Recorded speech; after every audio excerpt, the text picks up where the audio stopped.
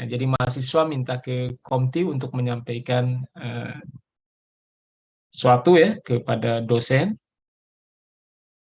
Nah, maka Komti di sini kita bisa ibaratkan sebagai proksi ya. Jadi Komti mewakili mahasiswa di kelasnya menyampaikan pesan ya terhadap dosen. Nah, jadi Komti tadi itu berperan sebagai proksi yang mewakili mahasiswa. Ya. Tapi ada kalanya komunikasinya yang lain berbeda ya. Misalkan mahasiswa mau menyampaikan sesuatu pada dosen, nah tapi mahasiswa menyampaikannya tidak melalui Komti tapi melalui asisten dosen misalkan ya. Itu juga bisa saja ya. Jadi mahasiswa menyampaikan keluhan atau permintaan atau pesan ya kepada dosen tapi melalui asisten dosen. Maka dalam hal ini asisten dosen adalah sebagai sebagai perwakilan dari dosennya gitu ya. Sebagai perantara dari dosennya. Gitu. Jadi ada dua sisi ya. Tadi Komti mewakili mahasiswa, kemudian asisten mewakili dosen. Ya. Ataupun dosen komunikasi dengan mahasiswa melalui asisten gitu. Jadi asisten ini mewakili dosennya. Nah, asisten dan Komti tadi itu kita bisa analogikan dengan istilah proksi ya. Jadi itu adalah perantara ya. Nah, jadi proksi ini adalah sebuah server ya yang berada antara klien dan server. Jadi antara klien dan server ada perangkat perantaranya ya, yaitu adalah proksi. Kemudian ketika komputer-komputer klien tadi membuat request ya ke mana? ke server ya, maka klien tadi akan melalui proksi ya.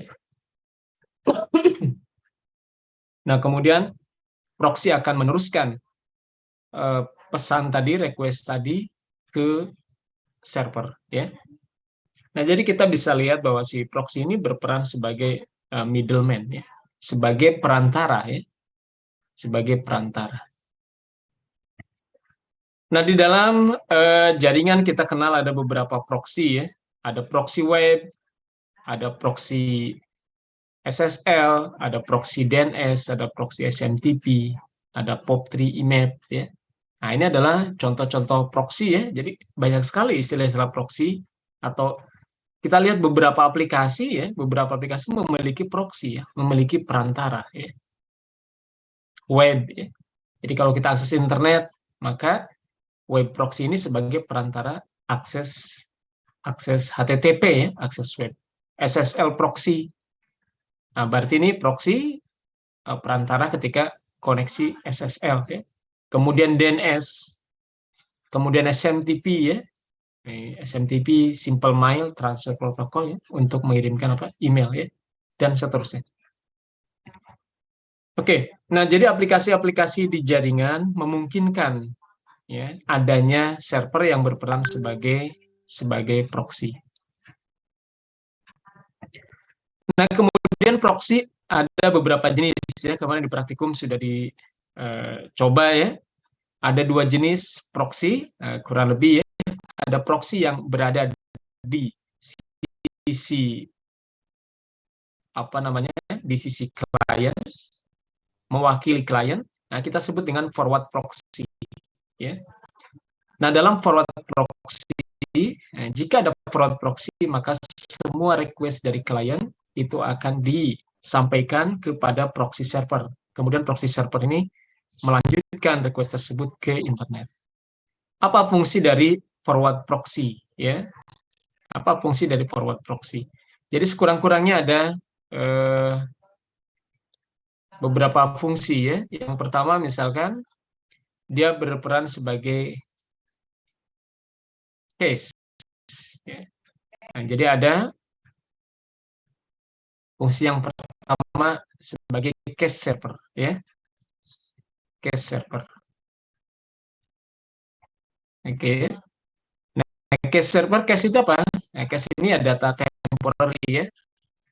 Nah, jadi dulu ketika koneksi internet tidak secepat saat ini, ya, bandwidth-nya kecil, ya, kemudian user banyak. Nah, bagaimana agar koneksi internet dari klien ini berasa lebih cepat dibandingkan bandwidth aktualnya, ya. Bagaimana caranya? Caranya adalah dengan cara membackup konten-konten yang ada di internet ke dalam sebuah server. Ya, ini kita sebut dengan cache server. Ya.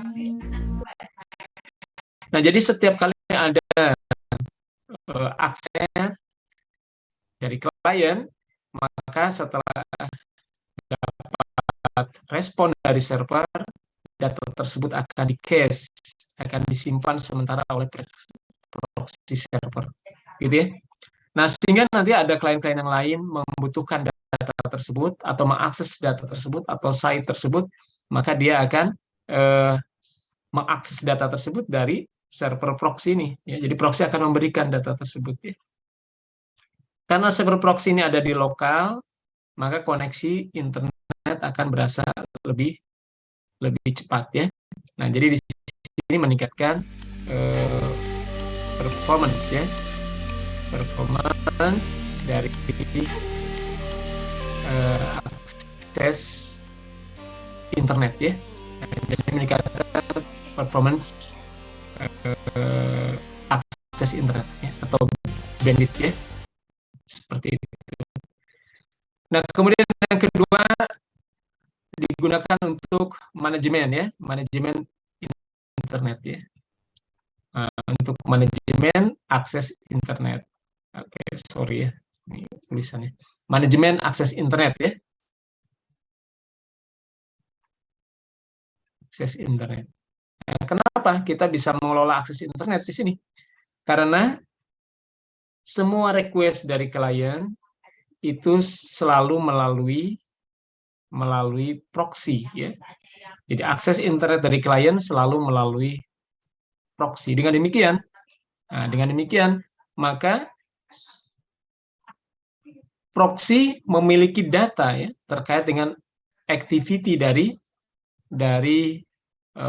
semua klien ini, ya. Jadi si proxy memiliki data, ya, terkait dengan aktivitas dari klien, ya. Oke, jadi fungsi yang pertama manajemen tentu monitoring, ya, monitoring aktivitas atau monitoring penggunaan internet, ya. Nah, ini yang pertama. Kemudian yang kedua, kita bisa memberikan namanya akses kontrol, ya. Akses kontrol list, ya, CL. Nah, jadi kita bisa tidak boleh diakses dari klien, ya. Oke.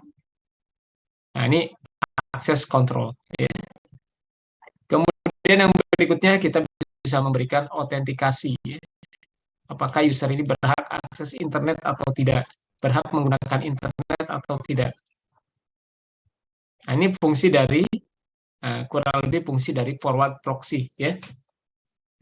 Jadi yang pertama untuk meningkatkan performance akses internet, kemudian yang kedua untuk manajemen akses internet, ya, meliputi monitoring, ya, akses kontrol dan autentikasi, ya. Nah, ini proxy, ya. Jadi kalau dengan adanya proxy, maka kita admin bisa memonitor, ya, aktivitas klien. Klien buka site apa saja itu terrecord, ya.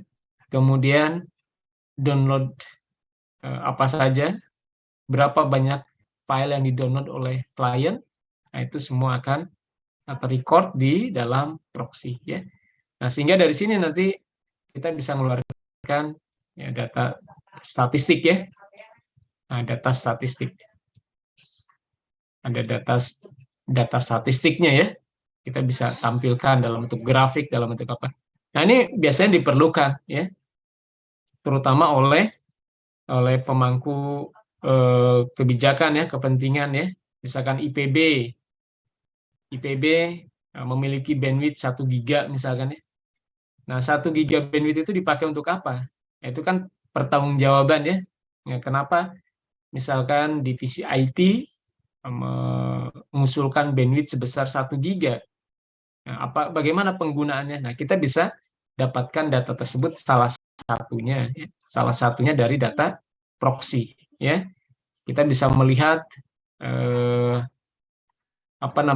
penggunaan internet ya. Penggunaan internet oleh user itu untuk apa saja ya. Apakah sesuai dengan peruntukannya untuk akademik dan seterusnya. Nah, ini bisa diperoleh ya data-data hasil monitoring tadi melalui proxy server. Ya. Nah, dengan tipe apa ini? Forward ya, forward proxy. Nah, jadi forward proxy ini kalau kita analogikan tadi komunikasi mahasiswa dan dosen, maka forward proxy ini kurang lebih ini adalah posisinya COMTI ya, COMTI atau PJ mata kuliah gitu ya. Nah, dia yang menampung semua komunikasi dari mahasiswa ya, analoginya gitu ya. Oke, kita lanjutkan. Nah, berikutnya adalah reverse proxy ya. Nah, reverse proxy ini sebaliknya dari yang forward proxy tadi. Nah, kalau reverse proxy, si proxy ini berada di sisi server ya, di server. Jadi dia mewakili server ya. Nah, biasanya proxy ini digunakan sebagai apa ini ya? Yang pertama digunakan sebagai front end ya. Front end ya. Front end server ya. Front end server. Jadi kalau ada front end tentu ada back end ya. Nah, ini back end-nya ya. Nah, ini back end-nya. Misalkan teman-teman akses google.com. Nah, kira-kira yang diakses oleh teman-teman itu apakah server front end-nya atau back end-nya? Kemungkinan besar yang diakses adalah front end-nya ya. Kita akses google.com itu adalah sebuah server front end. Di belakangnya ada banyak server yang berfungsi sebagai Google Search Engine ya. Nah, jadi begitu kita akses ke front end, maka front end akan meneruskan request tadi ke salah satu server back end. Gitu ya. Nah, jadi dia fungsinya sebagai front end. Ya. Kemudian dia juga bisa berfungsi sebagai load balancer, ya, load balancer. Oke, sebagai load balancer, pembagi penyeimbang beban ya. Nah, jadi kalau tadi misalnya kita akses Google, kemudian di belakangnya di sini ada 10 server, nah maka beban dari request tadi sedemikian banyak oleh reverse proxy akan di sharing ya, akan dibagi ke 10 server tadi ya. Nah, dia akan mengusahakan nanti ada algoritmanya di sini ya, agar beban dari setiap server backend itu setimbang gitu ya. Nah, jadi fungsi dari reverse proxy biasa untuk apa? Nah, ini biasa dalam membangun sistem yang high availability system ya. Jadi memastikan bahwa layanan itu tidak bergantung dari satu server ya. Seperti sekarang kita Evita ya. Evita nggak bisa diakses. Kenapa? Karena Evita ya the only one ya, hanya satu. Jadi kalau satu down ya down semuanya. Gitu ya. Nah, tapi dengan konsep high availability ketersediaan layanan yang tinggi server, ya. Nah, sehingga kalau server satu fail, ini masih ada, gitu ya, ataupun sebaliknya, gitu ya. Nah, jadi ini fungsinya yang pertama adalah high availability, ya, untuk menjaga agar layanan selalu tersedia setiap saat, ya. Jadi tidak single filer, ya. Kemudian yang berikutnya adalah high performance, meningkatkan performance. Kalau hanya satu server, kita hanya bisa menghandle 10 user misalkan. Nah, maka kalau kita punya ada jadi performance-nya, nah, ini jangan lupa ini ya, ini adalah availability,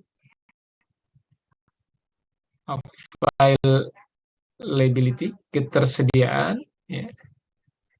Nah, sementara yang ini performance. Oke. Nah, biasanya orang membangun suatu layanan ya ingin memiliki kedua hal ini, ya. Availability-nya tinggi, kinerjanya juga tinggi. Nah, ini bisa kita apa namanya? Kita dorong atau kita capai dengan menulis proxy. Oke. Sampai sini ada pertanyaan, silahkan.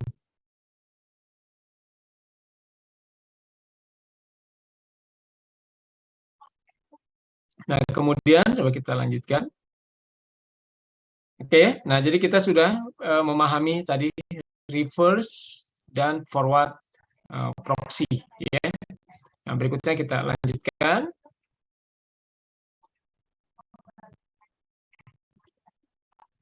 Nah, berikutnya adalah transparent proxy, ya. Nah, transparent proxy atau intercepting proxy, ya. Nah, di sini adalah kalau kita umumnya klien itu harus konfigurasi, ya. Harus konfigurasi apa namanya proxy-nya, ya, di dalam browser kita harus config. Nah, tapi memungkinkan adanya intercepting proxy. Klien nggak perlu config, tapi oleh router itu dipaksa. Semua klien harus apa namanya salah satu model penerapan proxy, ya. Jadi bagaimana agar tadi kan kita memonitor penggunaan proxy oleh klien, penggunaan internet oleh klien, oleh user, ya. Nah, sementara konfigurasi proxy ini dilakukan secara manual. Nah, sehingga memungkinkan ada user yang tidak konfigurasi proxy, gitu ya. Nah, tapi dengan menggunakan model transparent proxy, maka memungkinkan dari user yang dia tidak dipaksa agar melalui proxy, ya. Nah, jadi fungsi utama di sini adalah si router, ya. Nah, router ini yang berperan, dia yang melakukan redirect, ya. Nah, dia yang melakukan redirect apa namanya paket, ya. Nah, dia yang melakukan redirect paket. Nah, klien akses HTTP, kemudian di firewall di router dia mendeteksi. Nah, dia request apa nih? Oh, request web. Oleh router atau proxy, dia dipaksa dia harus masuk ke dalam proxy, gitu ya. Nah, jadi fungsi router. Nah, jadi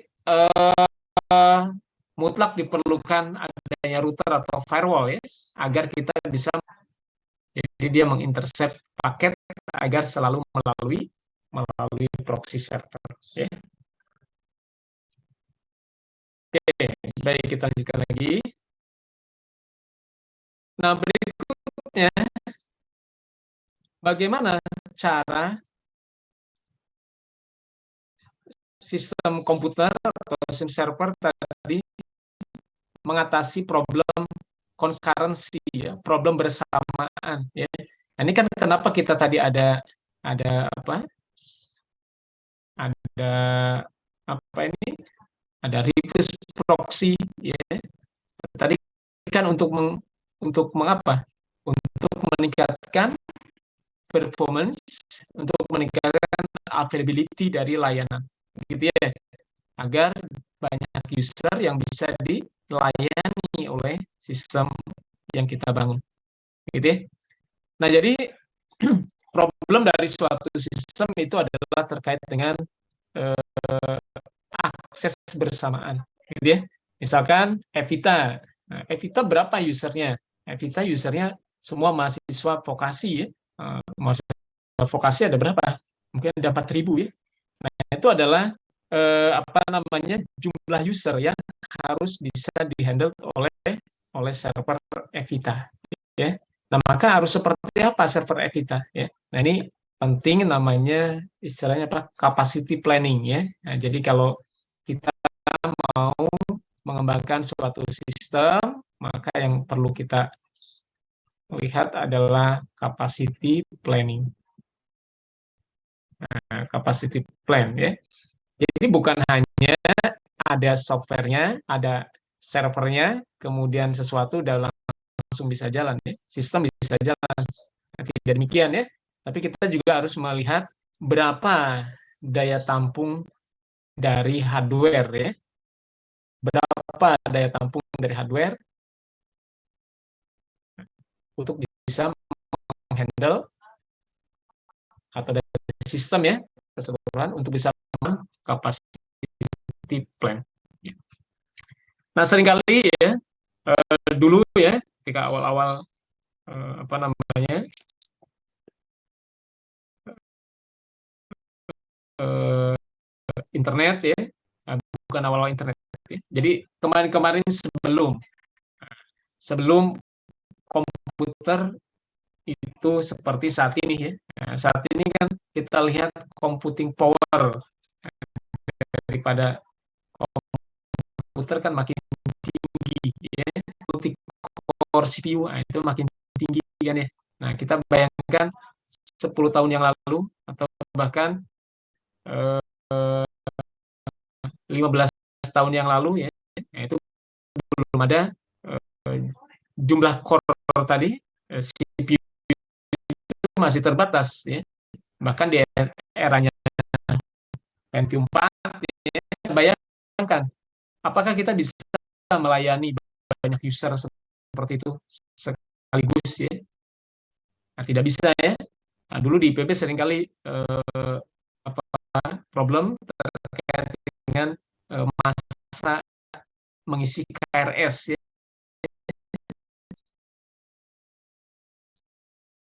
Nah, KRS itu modelnya adalah berebutan ya. Nah, sehingga ketika KRS itu diakses KRS ya. Nah, tapi sementara resource ini masih belum siap sebenarnya. Nah, sehingga seringkali dulu ada problem apa namanya sistem ini down in akses. Ya. Maka solusinya adalah dengan cara menduplikasi server-server ini menjadi baik. Nah, tapi itu pun masih banyak kendala ya. Nah, sebenarnya bagaimana sih untuk mengatasi concurrency problem ini? Ya. Nah, sebenarnya saat prosesor bekerja, sebenarnya kan dia bekerjanya secara apa namanya, secara serial ya. Jadi dia bergantian kan gitu ya. Jadi ada request, kemudian dia selesaikan request, ya selesaikan gitu ya. Nah, secara defaultnya adalah cara kerja dari prosesor itu ya serial ya, bergantian gitu ya. Nah, jadi solusi untuk mengatasi concurrency tadi, akses bersamaan, itu yang pertama ada istilahnya thread ya, nah, multi threading ya, nah, multi threading. Nah, jadi kita lihat di sini ini adalah single CPU ya. single CPU. Jadi thread ini adalah bagaimana kita membagi proses, ya, membagi proses. Jadi untuk menghandle, jadi kita bisa bayangkan, jadi kalau pada masa pendaftaran mahasiswa misalkan, yang hari biasa hanya dilayani oleh satu orang staff, tapi begitu masa pendaftaran, kemudian dibuka beberapa loket, ya. Nah, sehingga proses bisa dilakukan di situ, ya. Nah, itu kita bisa bayangkan itu sebagai thread, ya. Nah, kita lihat kalau CPU-nya hanya satu, ya, single CPU, maka kita akan lihat di sini bagaimana proses pada setiap apa namanya program dilakukan, ya. Jadi ada thread 1, thread 2, thread 3, dan seterusnya. Nah, jadi kita lihat prosesor bekerja, ya, dia tidak bisa, dia serial sebenarnya, serial. Jadi satu-satu dikerjakan, ya. Ini thread 1 lanjut thread 2, thread 3, ya, thread 1 lagi, dan seterusnya. Yang jelas ini nggak boleh, ya, thread 1 selesai baru thread 2 dilakukan, gitu, ya. Oke. Nah, jadi dengan demikian tadi, ya, concurrency problem, ini dalam single CPU itu diatasi dengan membuat multi thread, ya, multi proses, gitu, ya. Tapi kalau kita lihat secara komputasinya, dia dijalankan secara serial, ya, tidak bersamaan, gitu, ya. Nah, sekarang kalau dual CPU, ya berarti ada dua pemproses, ya. Maka di sini artinya ada dua thread setiap saat yang bisa berjalan bersamaan. Nah, pada waktu ini misalkan, maka thread 1 dan thread 2 bisa dijalankan bersamaan. Kemudian berikutnya sini thread 2 dan thread 3. Maka setiap saat maksimum hanya dua thread dijalankan bersamaan. Artinya kalau kita multi core, maka bisa banyak thread yang dijalankan secara bersamaan, gitu, ya. Oke. Nah, kalau tanpa thread gimana, ya? Tanpa thread ya prosesnya lama, ya. Karena tanpa thread ini harus selesai dulu, ya. Pekerjaan selesai dulu baru bisa menghandle proses berikutnya, gitu, ya. Tapi kalau dengan thread kita bisa bagi-bagi, ya. Nah, bisa bagi-bagi. Misalkan tadi, ya, pengecekan dokumen ketika registrasi itu kan ada beberapa pos, ya. Nah, itu kita bisa anggap sebagai thread, ya. Ada ngecek dokumen, ngecek pembayaran, ya. Nah, kalau itu semua hanya satu thread, maka ya dari awal sampai akhir dilakukan oleh satu proses, ya. Jadi orang antri nanti panjang sekali, ya. Tapi dengan adanya thread tadi dibagi pos-pos, ini bagian ngecek apa, ini bagian ngecek apa, ya. Maka itu menjadi lebih cepat. Walaupun pekerjaannya tetap serial, ya, bergantian seperti itu. Oke.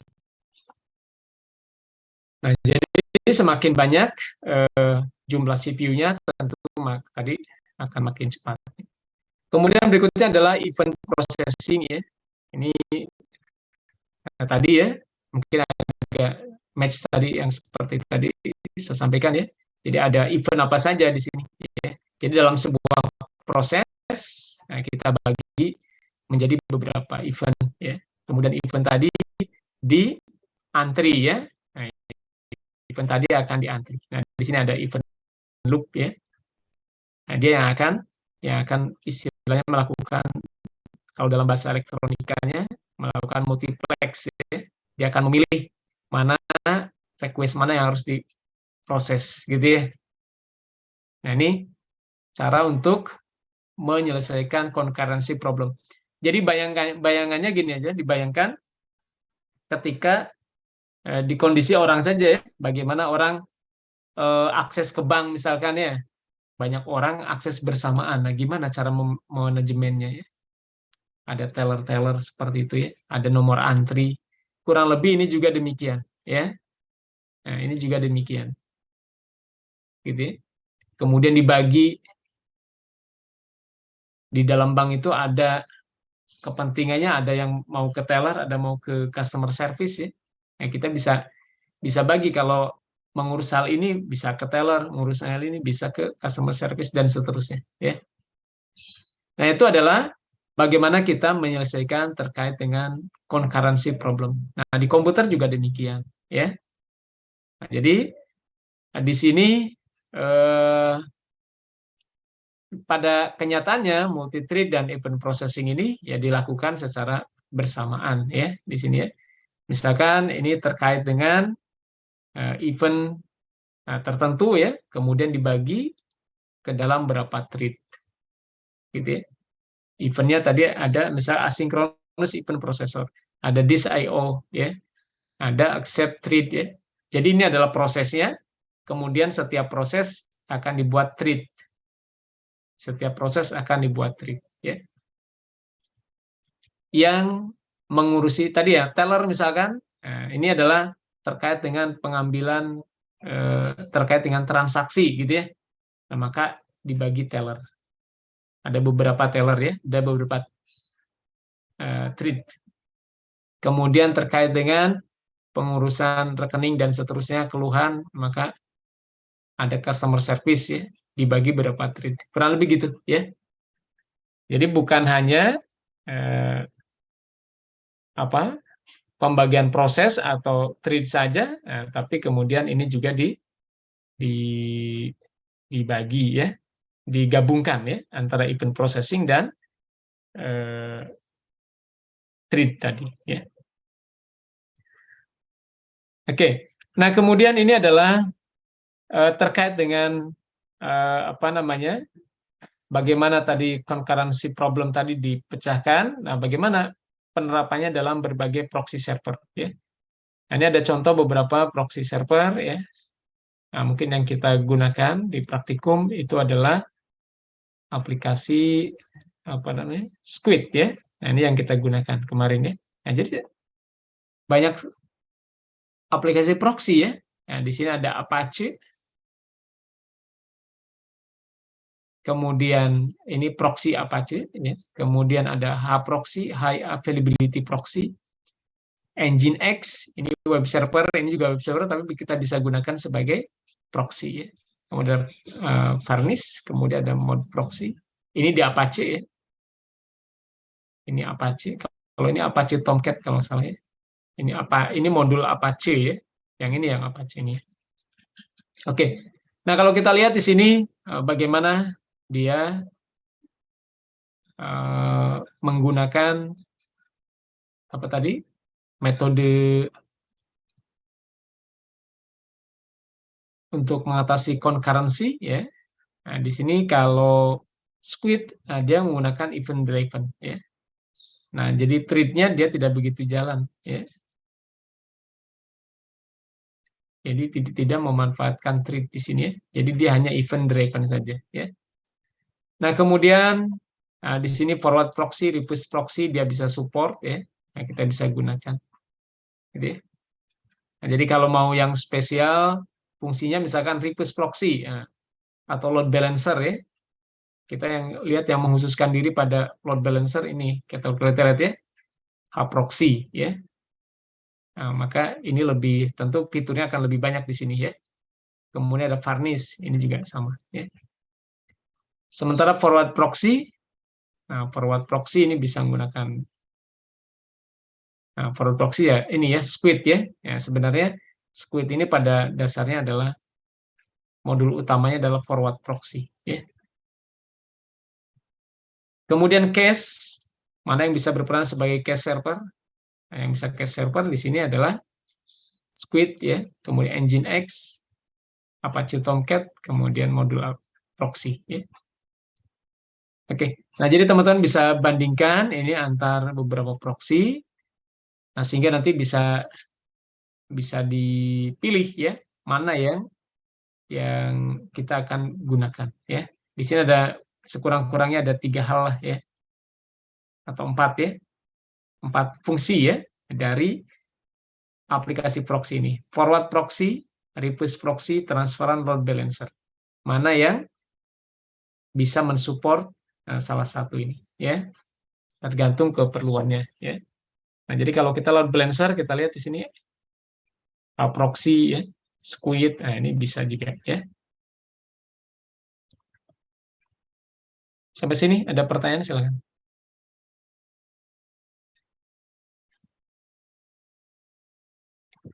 Nah, berikutnya coba kita lihat proxy squid ya.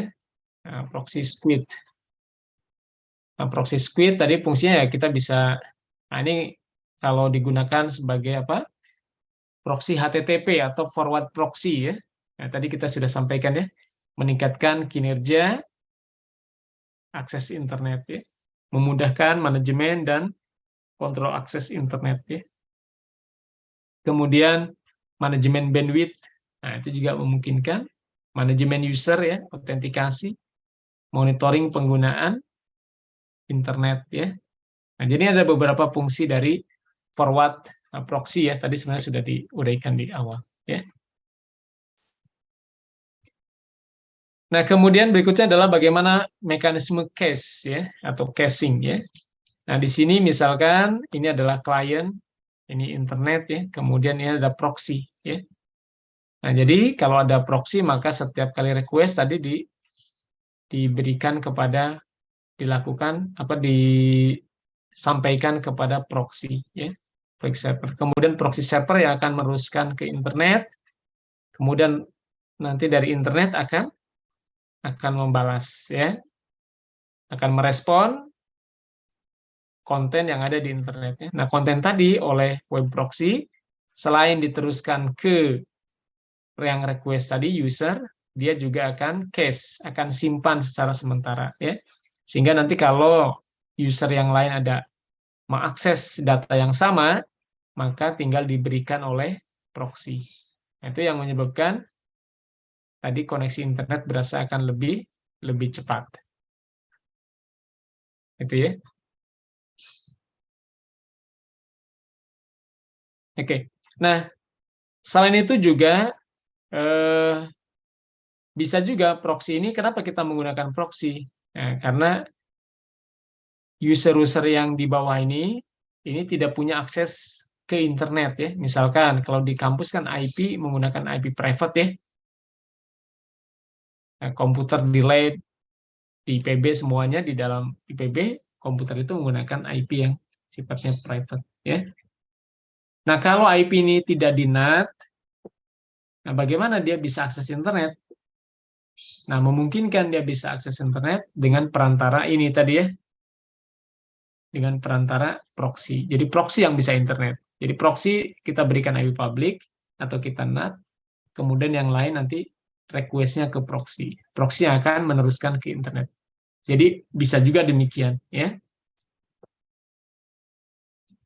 Oke. Nah, berikutnya bagaimana desain cache ya.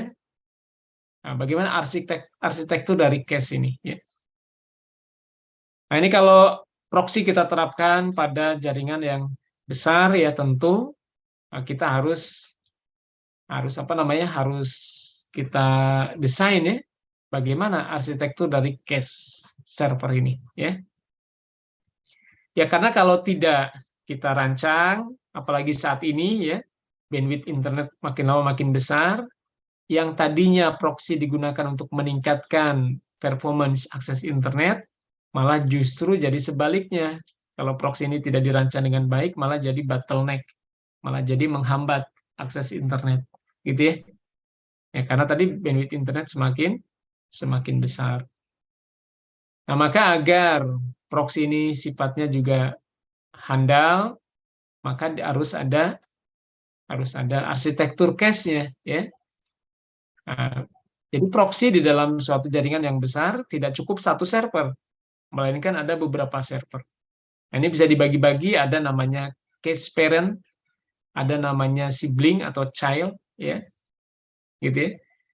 Jadi misalkan di IPB ya, maka ada cache parent, ini mungkin di pusat ya. Nah, kemudian di setiap fakultas atau sekolah itu ada siblingnya atau child-nya, child proxy, gitu ya. Nah, sehingga nanti di antara parent dan sibling ini dia akan berbagi informasi data cache. Nah, sehingga nanti internet ya proxy ini tidak menjadi bottleneck, nanti harapannya gitu ya. Nah, ini fungsinya parent ini fungsinya adalah dia wajib mencari konten yang diminta oleh klien. Jadi kalau klien meminta melalui sibling ini, maka akan diteruskan ke parent. Nah, parent yang bertugas menghubungi internet. Jadi sibling nggak terhubung langsung dengan internet ya. Dia harus selalu melewati parent-nya. Gitu ya. Oke, ini tadi transparan proxy. Tadi sudah disampaikan ya, transparan proxy intinya adalah kita melakukan redirect ya. Jadi kita perlu adanya gateway atau perlu adanya firewall ya, agar setiap request HTTP itu bisa diteruskan ke port 8080 misalkan portnya proxy gitu ya. Oke, kita lewat. Request proxy tadi sudah disinggung, mungkin kita lewat dulu. Nah, sekarang berikutnya adalah paket filtering ya. Di dalam forward proxy, nah, kita memungkinkan melakukan akses kontrol tadi ya. Nah, akses kontrol ini kita bisa terapkan melalui paket filtering ya. Nah, jadi paket filtering pada proxy ini menggunakan istilah akses control list atau daftar akses kontrol ya. Nah, daftar akses kontrol ini bisa berdasarkan alamat sumber, alamat destination ya, kemudian bisa berdasarkan nama domain, waktu akses ya, protokol ya, kemudian kata di dalam URL, user dan lain-lain ya.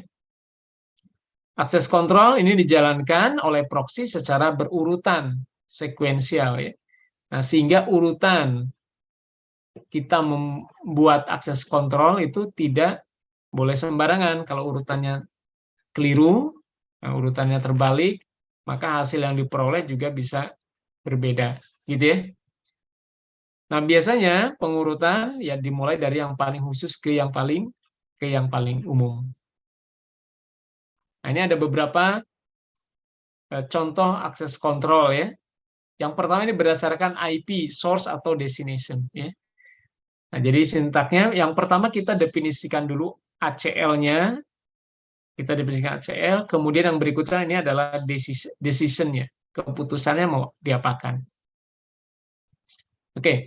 Misalkan yang pertama kita definisikan sebuah ACL dengan nama all. All itu apa?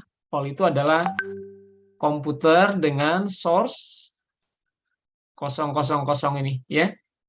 Nah, kalau 00 seperti ini artinya kalau saat ini modelnya nggak seperti ini sebenarnya. Nah, ini diganti dengan prefix ya. Ganti dengan 0 gitu ya. Kemudian ini kita ganti dengan 32 gitu ya. Kemudian ini kita ganti dengan 24 ya. Biasanya gitu modelnya. Walaupun penulisan seperti ini juga bisa juga ya. Nah, kalau seperti ini, source adalah 000, kemudian prefixnya 0. Prefix ini kan menunjukkan jumlah bit network ya. Jumlah bit networknya 0 ya.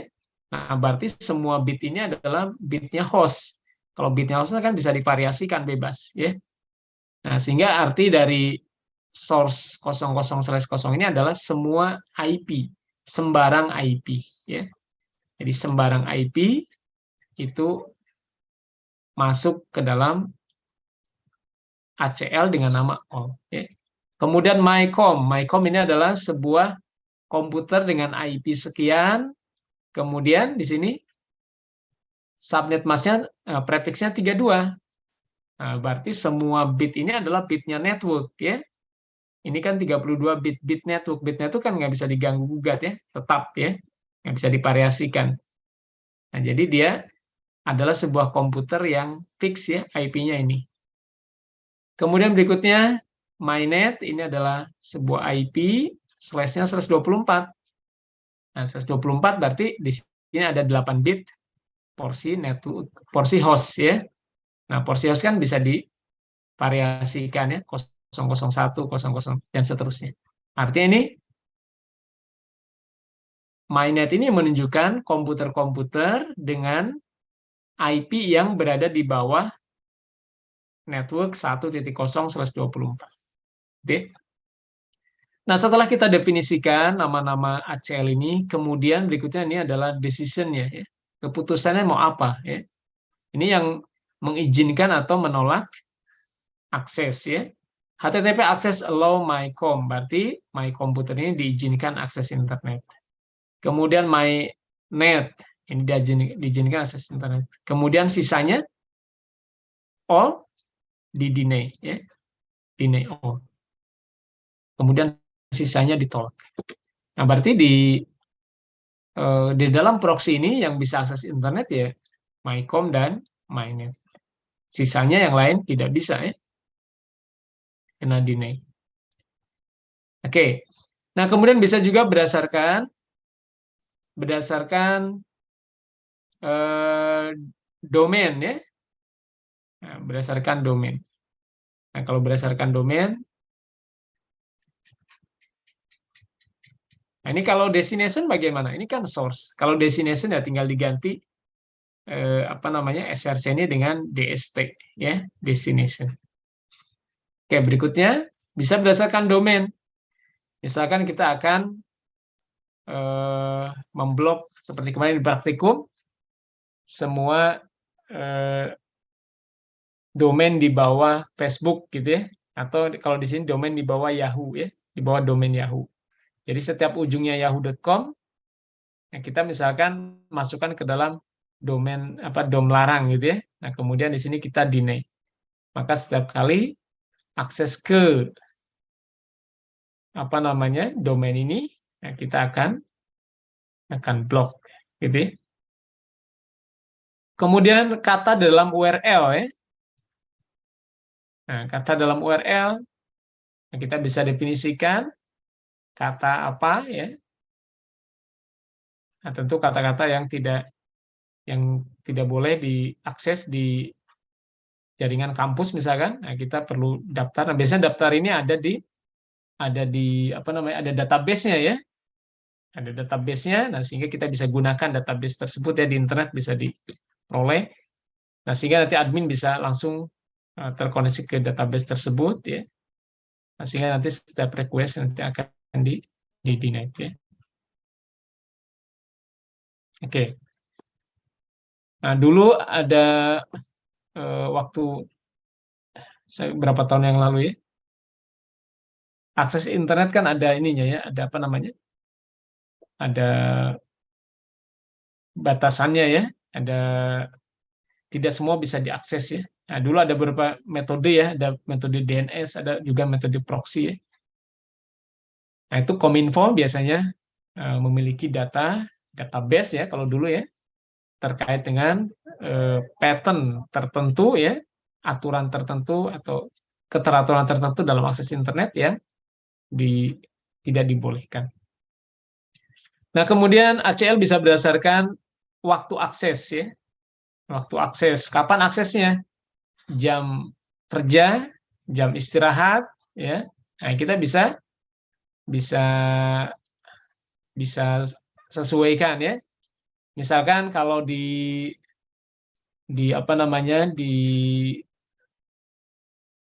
pegawai, ya. Misalkan pegawai nggak boleh main medsos ketika jam kerja. Nah, maka tinggal diterapkan, ya, pada jam kerja akses medsos semuanya diblok, gitu, ya. Nah, kita bisa menggunakan ACL yang berbasis waktu, oke. Oke. Mungkin kita melihat contoh yang praktikum lalu, ya.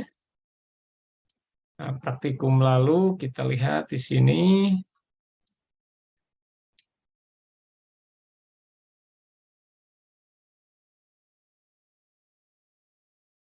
Oke. Ini halaman ini tampil, ya, praktikum ini. Tampil, Pak. Tampil, ya. Oke, di praktikum kemarin, nah, kita kan ini untuk mungkin saya yang forward dulu, ya. Yang tadi pas forward nanti yang Nah, misalkan ini ya. Nah, kemarin kita buat ACL seperti ini ya. ACL ini all-nya kenapa ini ya? Ini nanti dibuka ya. Ini dibuka nih. ACL all SRC 00 all itu adalah sembarang IP, kemudian lokalnet adalah IP dengan yang berada dalam subnet ini ya. Kemudian medsos kita definisikan adalah semua domain di bawah Facebook ya. Ya, kalau ini harus didaftarkan semua sebenarnya. Ada Facebook, ada Twitter, dan seterusnya sebenarnya gitu ya.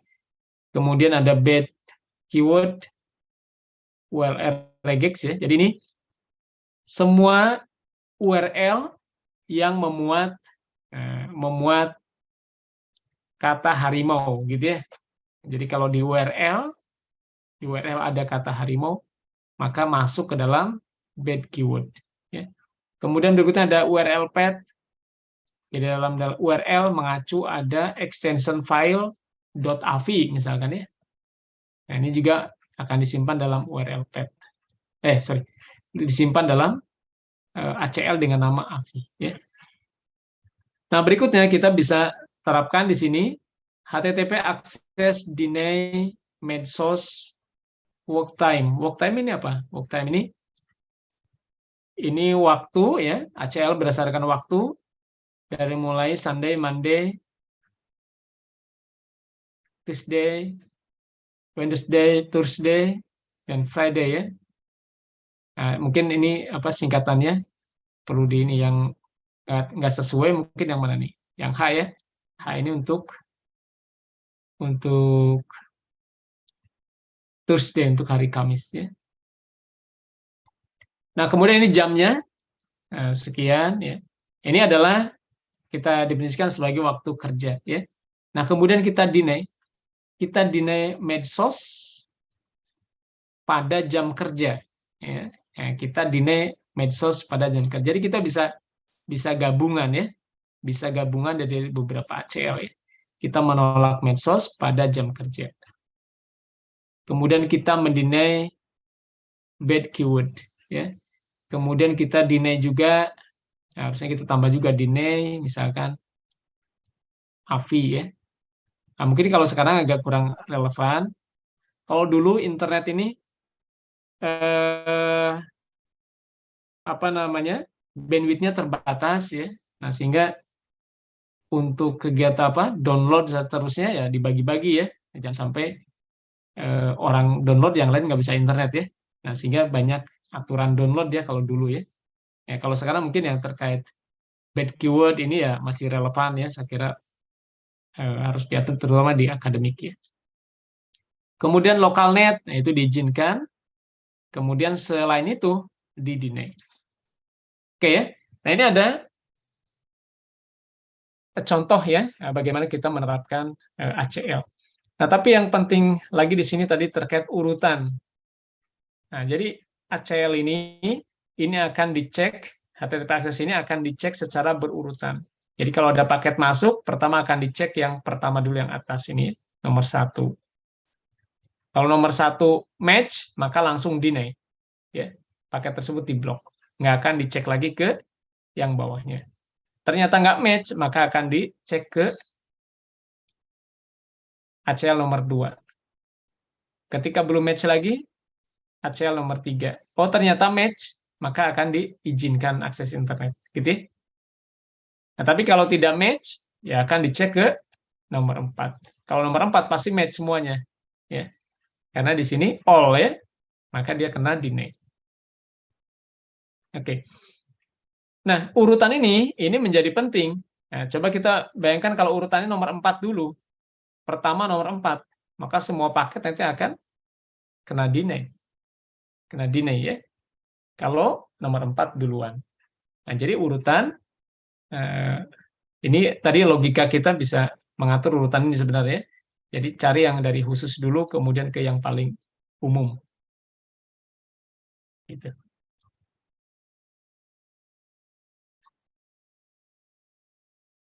Oke, kemudian ini ditambahkan dengan apa ini? Oh, dengan autentikasi ya. Nah, jadi memungkinkan kita menambahkan adanya autentikasi. Nah, di sini ada modul autentikasi.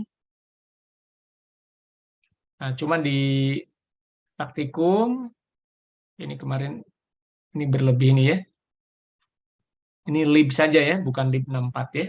Kalau di server kita jadi lib saja. Nah, jadi kita bisa menambahkan modul autentikasi ya. Nah, modul autentikasinya banyak ya. Nah, salah satunya adalah modul NCSA ya. Nah, kalau modul NCSA, data akun itu disimpan dalam sebuah file ini ya. Akun passwordnya disimpan dalam file. Nah, kita bisa buatkan ini file ini. Nah, kemudian setelah kita definisikan modul autentikasinya, ya. Nah, di sini ada beberapa hal ini. Children ini adalah banyaknya thread, ya, banyaknya thread modul autentikasi. Di sini ada 5. Kemudian ini adalah identitas autentikasinya. Kemudian ini adalah TTL dari apa namanya dari autentikasi 2 jam di sini ya. Nah, kemudian kalau kita tambahkan autentikasi, maka kita tambahkan ACL. Di sini ada out user proxy ya. Out user proxy. Oh, ini sorry. Nama ACL adalah out user ya. Nah, ACL out user. Ini nama ACL-nya.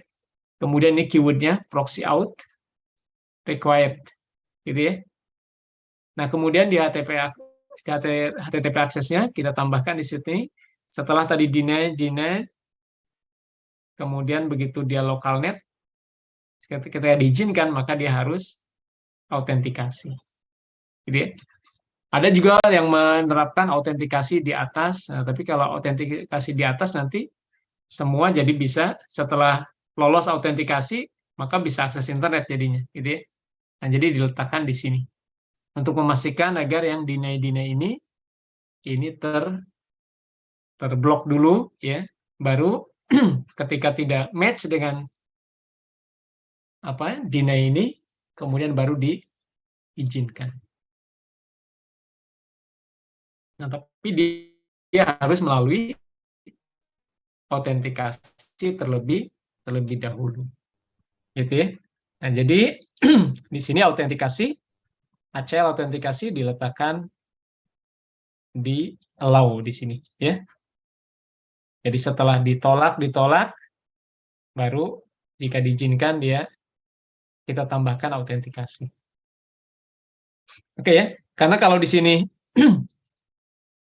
HTTP allow out user, nah kalau kita tambahkan di sini, maka nanti yang medsos ini bisa lolos, gitu ya. Karena begitu sudah terautentikasi, dia bisa apa saja jadinya, gitu ya. Nah, jadi kita urutannya seperti ini, ya. Jadi yang deny duluan, yang deny pertama, ya, kemudian baru setelah deny-nya selesai, baru kita tambahkan out user. Oke, nah ini untuk membuat usernya. Nah, jadi kita bisa menggunakan program namanya htpasswd, ya. Yang kita bisa buat filenya tadi letaknya di etc squid passwd, ya. Kita letakkan di dalam file ini. Ini adalah nama usernya. Di sini ada mince ini artinya create ya. Artinya kalau password ini belum ada, file ini belum ada sebelumnya, maka kita create di sini. Ada mince-nya. Tapi kalau kita menambahkan data baru, ya kita nggak perlu mince lagi ya. Nah, di sini nggak perlu tambah mince lagi karena filenya sudah ada, gitu ya. Nah, kemudian kalau kita buka ini isi file autentikasinya atau data autentikasinya, ini akan terlihat bahwa data tersebut dienkripsi. Ini usernya, kemudian ada passwordnya yang terenkripsi.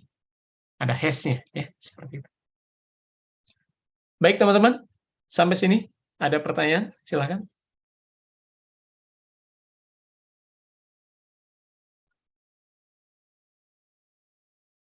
Nah, jadi untuk teman-teman yang belum mencoba proxy ya, nah, silakan dicoba.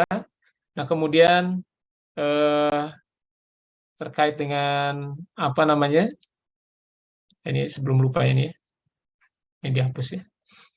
Kemudian terkait dengan Evita yang down, sampai saat ini belum bisa akses kita ya. Nah, nanti kakak asisten akan membuatkan link ya, atau sudah mungkin ya sudah di-share terkait dengan eh, link untuk pengumpulan ya di Google Drive tampaknya untuk pengumpulan laporan ya, laporan praktikum. Nah, kemudian ada satu hal lagi, ujian praktikum ya. Nah, ujian praktikum di UTS ini ada ujian praktikum ya. Nah, ujian praktikum akan diberikan waktu agak lama ya. Jadi saya kira bisa dikumpulkan nanti di minggu terakhir UTS ya, di hari apa? Hari Minggu misalkan ya. Nah, ujian praktikum itu modelnya kelompok. Nah, teman-teman diminta nanti membuat apa namanya? Video ya. Nah, video kerja kelompok ya terkait dengan eh, aplikasi-aplikasi jaringan ini ya. Jadi nanti ada topologinya. Kemudian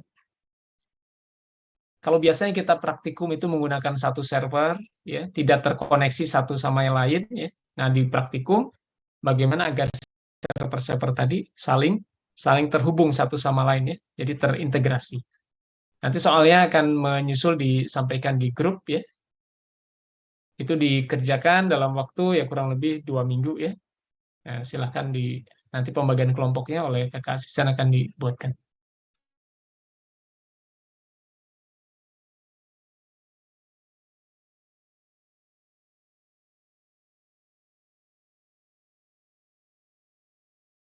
Oke, baik rekan-rekan. Ada ya kita pagi hari ini. Saya akhiri pertemuan ini. Saya tutup. Wassalamualaikum warahmatullahi wabarakatuh. Waalaikumsalam warahmatullahi wabarakatuh. Terima kasih, Pak. Ya, sama-sama.